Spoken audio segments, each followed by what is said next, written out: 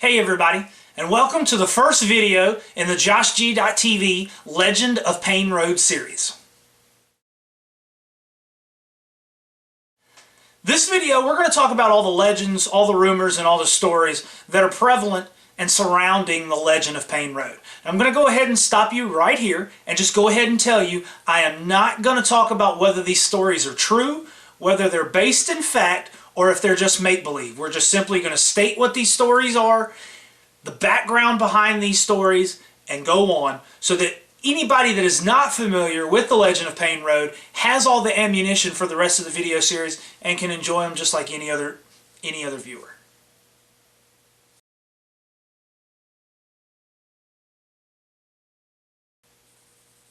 Now, the first legend and story surrounding Payne Road is probably one of the biggest and probably one of the hardest to prove true or false. Now, imagine this. 1800s. Slave Plantation. Tobacco fields, corn, slave shacks dotting the hillside, and a plantation house owned by Mr. Payne. Hence the term Payne Road. Now, legend has it that Mr. Payne's dislike for the slaves on his property were well known. One day, Mr. Payne found out that one of his daughters had been impregnated by one of his slaves. Went off the deep end.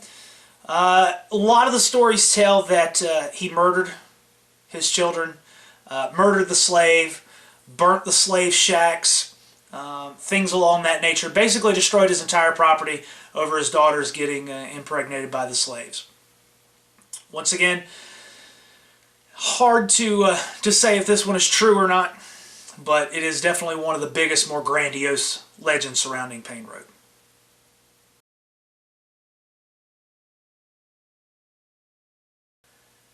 The second legend that we're going to talk about Payne Road is a little bit more believable, and I personally think has throughout the years been confused with the Lawson murders, which is a nationalized murder that happened in 1929 on Christmas Day right up the road in Germantown, Walnut Cove.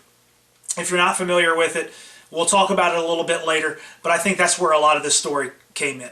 Edward Payne, once again, it's where the Payne Road came from, was a small-time farmer that lived in this area. He had a little farmhouse, and he had a wife and some children, and he had farmland. And one day, for whatever reason, some say that he was a Satan worshiper, a cult, lost his mind, whatever the reason is, he murdered his entire family. Now, the particular story that I heard about associated with Payne Road is that he tied his wife up to a chair. I think they had 6 or 7 children. And he started from the oldest, went down to the youngest, took the oldest into where his wife was, told the daughter to say goodnight to your mother, and as she did, he slit her throat, disposed of the body, goes to the next oldest, and went all the way down until he got down to his infant daughter. Couldn't bring himself to do it.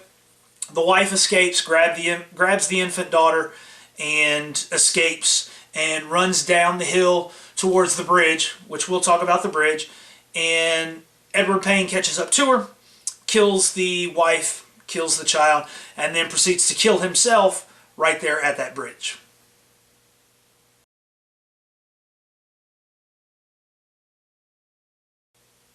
One of the harder legends to really get across, or to even prove if it's true or not, is the headlights.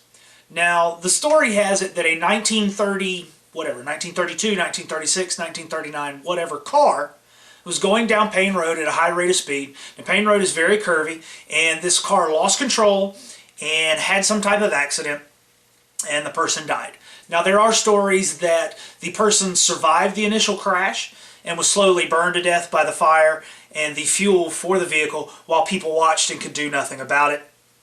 Some say that there have been multiple accidents, but whatever the reason is there was a car that had a crash. And the story is that that car did not leave Payne Road. Some say that you can actually drive down Payne Road and you will actually be harassed by headlights that appear and disappear at will. Some say they have passed a 1920s/1930s type vehicle going up and down the road, harassing people, disappearing off the road, no engine sounds, things like that.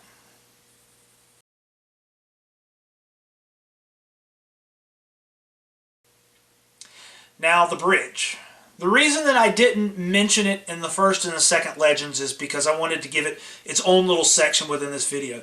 This bridge is probably the focal point a lot of the stories and legends surrounding Payne Road. So let's take the plantation one.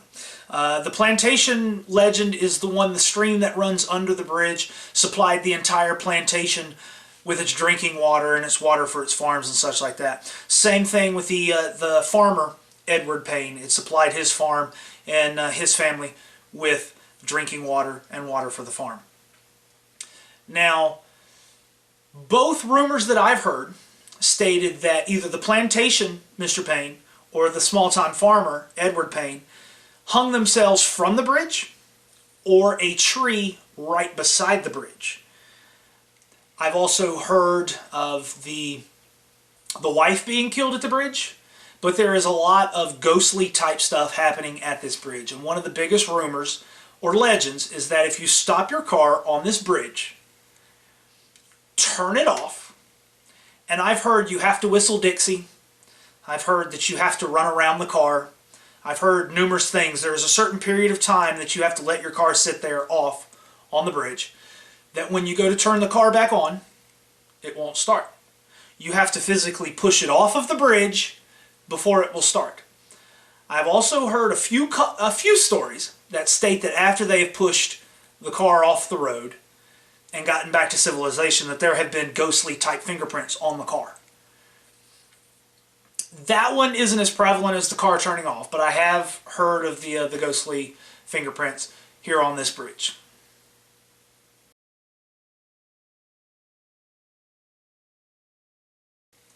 Another legend is a well near the plantation house, the farmhouse, the Payne Road house that we'll talk about later. That there is a well that if you go there at a certain time, a certain day, a certain night, you will actually hear crying from the bottom of the well, because the stories state that the last child of Edward Payne that the mother took and ran away, that he actually threw the child into the well, and of course the baby died, I don't know, suffocation, dehydration, malnutrition, whatever, but that the ghost of the child is still down there, and you can still hear the screams of this child coming from this well.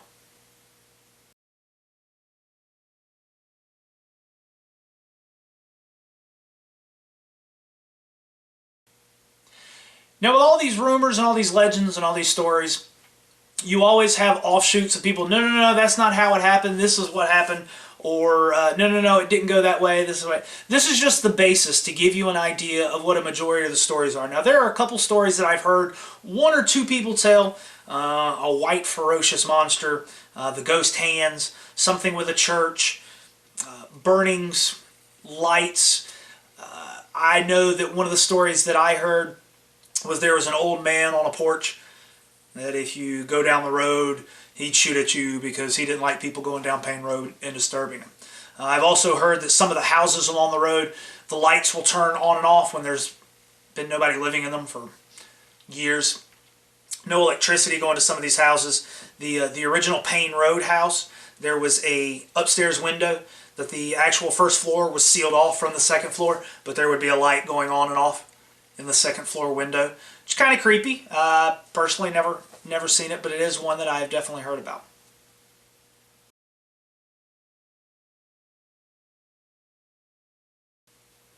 So there you have it. There are a lot of the legends, a lot of the rumors, and a lot of the stories surrounding Payne Road. Now, I hope if you've never been, never heard of Payne Road, you have a good, solid foundation to enjoy the rest of the video series with us as we explore some of these locations that some of these legends and some of these stories are based on. We're going to actually go there and see, is there any truth to any of the legends and any of the stories.